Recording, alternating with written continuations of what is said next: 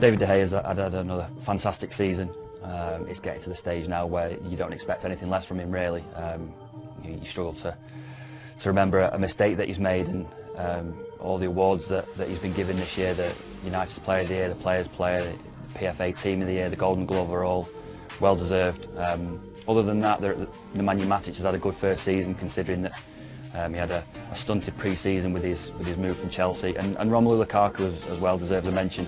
There was an awful lot of pressure on him when he moved from Everton. A lot of people saying that perhaps he couldn't do it at a big club and in the big games, and I think for the most part he's proved those people wrong. It's a difficult one. There have been players who perhaps would have hoped to have had better seasons. Alexis Sanchez hasn't been the worst performer, but you would imagine that he would have hoped to have a more of an impact since arriving from Arsenal.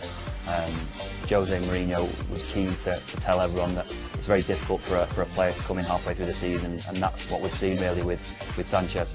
I think the hope is that next season, after a free summer with Chile obviously not going to the World Cup, he'll be well rested, have a full pre-season, and be the real Alexis Sanchez, if you like, from the start of next season. I think Jose Mourinho has helped United make up a lot of ground. They finished 6th in the Premier League last year. They finished 2nd this year. It is a step in the right direction, quite a big step really. Obviously the gap between United and City is larger than anyone at the club would have liked.